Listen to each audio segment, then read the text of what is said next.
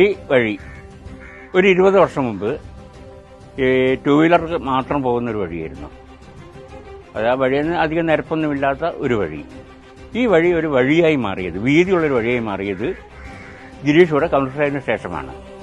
അത് ഈ ഒരു വഴി മാത്രമല്ല, പാലാട്ട് നഗറിൽ ഇന്ന് കാറുകൾ പോകുന്ന വഴികളൊക്കെ അതിൽ ഭൂരിപക്ഷം വഴികളും ആ ഒരു സൗകര്യത്തിലേക്ക് എത്തിയത് ഗിരീഷ് ഇവിടെ കൗൺസിലറായതോടുകൂടിയാണ്.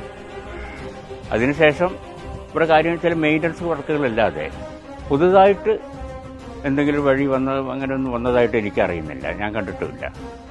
ഇവിടെ ഈ നാട്ടിലെ എല്ലാ വികസനങ്ങൾക്കും വേണ്ടിയിട്ട് എപ്പോഴും നമ്മുടെ കൂടെ നിന്ന് പ്രവർത്തിച്ച ഒരാളായിരുന്നു ഗിരീഷ്. ഇനിയും അത്തരം പ്രവർത്തനം ഗിരീഷ് നമ്മൾ പ്രതീക്ഷിക്കുന്നുണ്ട്. അപ്പോൾ നമ്മൾ ഈ നാടിന് വേണ്ടി എന്തെങ്കിലും ചെയ്യാൻ കഴിയുന്ന ഒരാളെയാണ് നമ്മൾ ഈ ഇവിടെ കൗൺസിലറായി പ്രതീക്ഷിക്കുന്നത്. അത് ഗിരീഷ് തന്നെയാണെന്ന് എന്നെപ്പോലുള്ള പലർക്കും ഉറച്ച വിശ്വാസമുണ്ട്. അപ്പോൾ ഗിരീഷിനെ ജയിപ്പിക്കേണ്ടത് നമ്മുടെ ഉത്തരവാദിത്തമല്ലേ? ഈ പാലാട്ട് നഗറിലെ ജനങ്ങളുടെ, അതായത് മീൻസന്ത വാർഡിലെ ജനങ്ങളുടെ മുഴുവൻ പന്നിക്കര വാർഡിലെ ജനങ്ങളുടെ ഉത്തരവാദിത്തമാണ് ഗിരീഷിനെ ജയിപ്പിക്കുക എന്നുള്ളത്. നമ്മൾ ഗിരീഷിനെ ജയിപ്പിക്കണം, അതാണ് നമ്മുടെ ലക്ഷ്യം.